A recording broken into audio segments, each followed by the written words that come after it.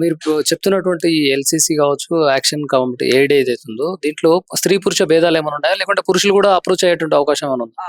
దీంట్లో ఒక్కటేందంటే same category, same gender కూడా it is valid grounds ఉన్నది. మొన్న రీసెంట్ గా కూడా సుప్రీం కోర్ట్ గైడ్ లైన్స్ ఇవ్వడం జరిగింది. ఇది ఏంటంటే ఇది పాష్ కంపెనీని ఒక నెగిటివ్ అప్రోచ్ తోని ఏదో మహిళల్ని ఏదో ఉద్ధరించడానికో లేకుంటే మహిళలతోని హరాస్మెంట్ కి గురి కావడానికి ఈ ఒక యాక్ట్ తీసుకొచ్చింది అన్నది పబ్లిసిటీ ఎక్కువ జరుగుతుంది. దయచేసి ఆ పబ్లిసిటీ చేయకూడదు. ఒక గౌరవమైన ప్రధానమైన పొజిషన్ లో మహిళలు ఉండాలి. ఆ స్థాయి కోసమే మనం ఒక ప్రయత్నం చేస్తున్నాము. అంటే నేను అనేది ఏంటంటే పురుషులకు కూడా వర్తిస్తుందా ఈ పాష్ యాక్ట్ అనేది? సేమ్ జెండర్ అన్నాను నేను.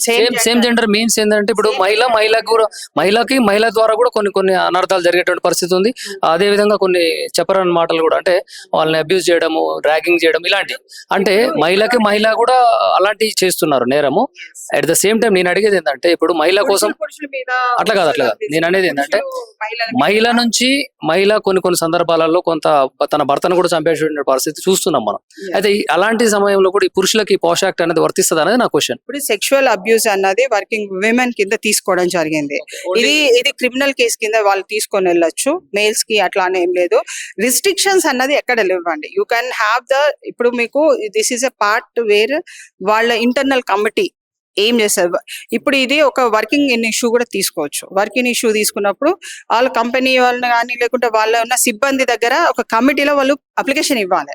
అది ఎంటర్టైన్మెంట్ చేస్తారా, అది సాల్వ్ చేస్తారా అన్నది అక్కడ తెలిసిపోతుంది. ఇప్పుడు కొన్ని కంపెనీలలో సిఇఓ కావచ్చు, ఎండి కావచ్చు, వాళ్ళు బాస్ ఎవరైతే ఉంటారో కంపెనీ యాజమాన్యం ఫిమేల్స్ కూడా ఉంటారు.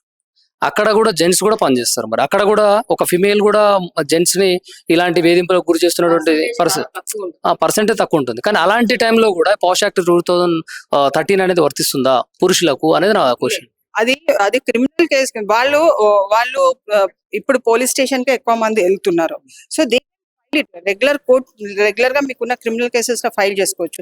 ఇది బేసికల్ గా ఇది విమెన్ ఓరియంటెడ్ గా దీన్ని అది ఎందుకంటే ఓకే, ఇది సుభాషిణి గారి మాటల్లో విన్నాము. ఉమెన్ ఎంపవర్మెంట్, ఉమెన్ కి సేఫ్టీ ముఖ్యం అనేది చెప్తున్నటువంటి పరిస్థితి. ఆ పాష్ యాక్ట్ అనేది ఎక్కడైనా కూడా వారు పనిచేస్తున్నటువంటి ఉద్యోగ సంస్థల్లో కావచ్చు, కంపెనీలలో కావచ్చు, మహిళకు అనేది సేఫ్టీ అనేది ముఖ్యం. ఈ సేఫ్టీ పరంగా రానున్న రోజుల్లో పాష్ యాక్ట్ అనేది అందరూ కూడా ఉపయోగించుకోవాలి. దీంట్లో ఎవరైనా కూడా లైంగిక వేధింపులకు గురైనా, ఎక్కడైనా పరిస్థితుల్లో చిన్న పరిశ్రమలు ఆఖరికి కూరగాయలు నడిపిస్తున్నట్టు చిన్న షాప్ అయినా దుకాణం అయినా కూడా వారికి కూడా ఒక భద్రత అనేది లేకుండా పోయిందని చెప్పేసి ప్రతి ఒక్కరు కూడా ఈ పాష్ యాక్ట్ ని ఉపయోగించుకొని మీకంటూ ఒక లీగల్ సెల్ వాళ్ళు కూడా మీకు సహకారం అందిస్తారని చెప్పేసి సుభాష్ని అడ్వకేట్ గారు చెప్తున్నట్టు మాటలు